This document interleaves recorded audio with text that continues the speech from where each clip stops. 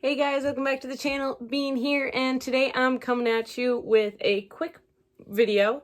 I'm going to go through some of the books that I have had on my shelves, basically staring at me for the longest period of time that I have not yet read, that I'm slightly ashamed of, but it is what it is. And I have these separated into two different groups. I've got a YA pile and I have an adult pile because I do read both age ranges. I seem to get through my middle grade books quite quickly, so maybe I'm secretly just like a teenager. I don't know. But anyways, we're going to get started here. I'm going to start with the YA and then move on to the adult books. All right, the first book that I'm going to talk about for YA books is Six of Crows by Leigh Bardugo. I haven't read it yet. I haven't read it yet. I know I will love it. I love heist books. I love heist stories. I just haven't read it yet. It's been sitting on my shelf for quite a while, too. And especially with the Shadow and Bone TV show, I really need to go through and reread all of these books, actually, probably all 5 of them. And then I can just binge the whole show, and it'll be great. So, this is definitely one that I have high on my list of books I regret not reading so far. Next book is a book that I actually got in one of my first ever book outlet orders back in like 2017. And that's Name of the Star by Maureen Johnson. This is the first book in the Shades of London trilogy that follows a girl who goes to study in London, and only to find out that it is haunted, and she ends up, I think, befriending a ghost. I don't remember exactly. That's why I need to read it, but yeah, it's got Jack the Ripper ghosts, I think. Someone brings back his ghost, and the ghost starts killing people. And I have the whole trilogy, so it's not like I'm missing one. I can just sit down and read all 3 of them. So maybe I should just do that. The next series that I'm going to talk about, actually, it is a series. The next book that I'm going to talk about is The Maze Runner by James Dashner. I have no reason for why I haven't read this book. I honestly just haven't gotten to it. There is no reason why I haven't read it, honestly. I just haven't. I've heard that I will love it, and I haven't seen the movies, though, either. I know generally what happens, but I don't know exactly what happens. So I am very curious to see if I like this, and I do think I need to read this. So, yes, one of the first books I ever pre-ordered. Black Widow Forever Read by Margaret Stohl. I believe this actually came out before, I think this came out before the first Avengers movie. Possibly. I don't remember. It might have come out right after that. I think it was right after the first Avengers movie.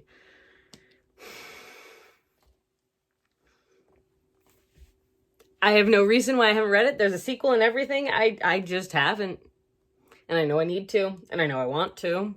Because I love Black Widow. And I've heard that this book does her justice, which is very good to hear, especially for a book about a female comic book character.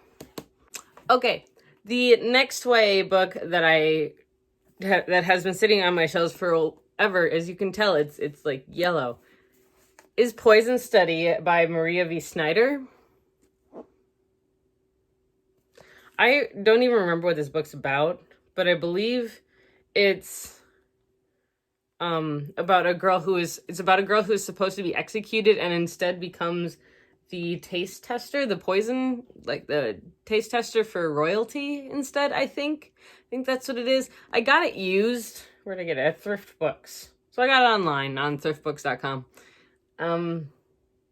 It cost me probably like $1.50. But yeah. I got this one back before I even moved into this place where I am right now, and that was a lifetime ago. No, that was probably about 6 years ago. Okay, the last true YA book that I haven't read, that I'm shocked I haven't read and everybody else has irritated me for having not read, is The Cruel Prince by Holly Black. And we even met Holly Black. And I haven't read The Cruel Prince yet, and I feel really bad about it. She signed my book. I got a sticker. Yeah, so everybody goes on and on about this series. I have not read it. I cannot say anything about it, so I feel like I probably should read it soon, so that way I can participate in these conversations and actually, like, understand the references that everybody makes. So, and now I'm gonna move on to, my books that aren't full YA. The majority of them are adult books or kind of like classics even. But right on the edge, we've got The Poppy War by R.F. Kuang, because I have not yet read this, even though this was on my TBR last month, and I think the month before that. I was hoping to have finished it by the beginning of May, and I haven't even touched it. Yeah. So this follows a girl who ends up getting into one of the highest ranked military schools in her world, and right before a war, and she ends up kind of being like, they're trained as soldiers, but she has like these special abilities or something. I don't know. I only have the first one. I know it's a trilogy, and I know everyone loves it. All right, the next book should come as no surprise, because I have it and I've talked about it, but I haven't read it, and that's Mistborn by Brandon Sanderson. I actually haven't really read any Brandon Sanderson, I don't think I've read any of his books. But I also know that I've been told many a times that I will love this book. And I really want to read it. And it's magical, and but the writing in here is so small. Look how tiny it is. It's just so little. So my favorite classic is The Count of Monte Cristo by Andre Dumas. And so I actually picked up The Man in the Iron Mask by Andre Dumas. So most of Andre Dumas' writing, the first two at least, The Count of Monte Cristo and The Three Musketeers, are considered romantic action stories. This is not a romance, but I don't know what drew me to this book. I actually found this in a secondhand book shop and picked it up for $3.95, so fun fact. But here, this is just... Okay, so it actually looks like this might be a bit of a sequel to The Three Musketeers, which means I should just reread that one, which is fine. I don't mind. I like reading his stuff. So apparently this is part of a Musketeers series that I didn't know actually existed. So the more you learn, and unfortunately I just learned this on camera, so I will have to look this up and I'll let you guys know, I guess. Because I do want to do a classic readathon at some point this year or next year. This year might be good. So, but yes, The Man in the Iron Mask, because this also always reminded me of, there's episodes of different cartoons I've watched that has the Man in the Iron Mask, where the Iron Mask was actually, like, seared onto his face, and that's how he had to live the rest of his life, and it's a very intense story. It's an old story, but it's a very intense story, so I don't know if this has anything to do with it, but this is also the complete and unabridged version, so it is a chunker. It's got over 574 pages. It is small little writing, but yes. Going with the smaller books, the mass market. Apparently all my classes come in mass market paperbacks. I've got The Lies of Lamora by Scott Lynch. I have no reason for why I haven't read this book. I've been told I will love it, and I know I will love it, and I just know I will, because I believe it's about, a street thief, like an Aladdin type-esque character. I mean, yeah, but he's an orphan who lives on the street and is just like a complete thief, and then he runs into some trouble. Yeah, I don't know the full plot of this story. I also have the sequel, which is Red Sea Under Red Skies, I believe. But I really do want to read this one. It's also blurred by George R.R. Martin, so that's cool. But several different YouTubers and bookstagrammers have talked about The Lies of Lamora, and they absolutely love it, so I do want to check it out really soon. Okay, this next one, I feel a little bad for, because this copy actually isn't even mine. This belongs to someone I haven't talked to in a couple years. Sorry. It's Dune by Frank Herbert. I haven't read Dune. It's over 800 pages. It is a chunker. This is just the first one.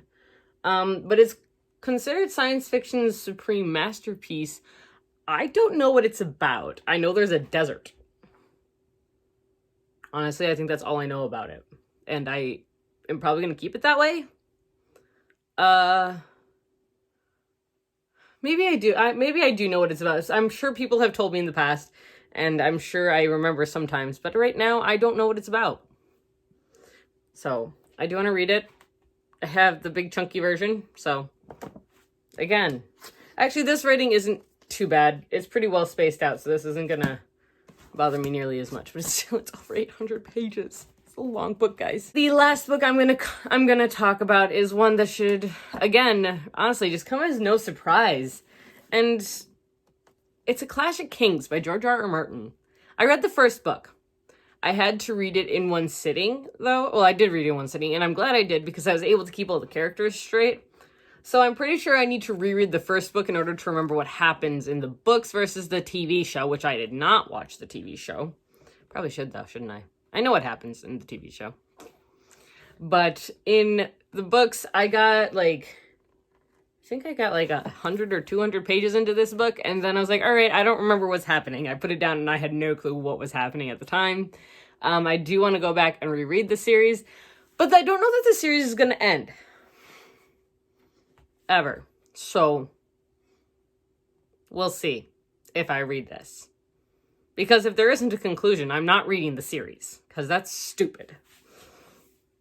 And I will stand by that. Also, I can't find these covers anywhere anymore. Not the paperback versions. The floppy backs. The floppy back versions. Because these are floppy books. Wow. I'm okay, I promise. But yeah, so I will at some point go back and read Game of Thrones, I'm sure. Right now, I'm just not really in the mood for it. So yeah, it's the way it goes. Well, guys, that's all I've got for you here today. I would love to hear from you. What are some of the books that have been sitting there on your shelves staring at you for the longest period of time? Because we all have those books. We do. They're still staring at me. There's more. They're still staring at me. They might come out and smother me in order to get me to read them at some point. You never know. You never know. Until next time, guys, I hope you enjoyed this video. If you did, now is the perfect time to give it a thumbs up and hit that subscribe button down below. We post videos every Tuesday, Thursday, and Sunday. And if you want to be reminded when we post these videos, hit the little bell icon down below. And until next time, guys, stay safe, stay healthy, and keep reading.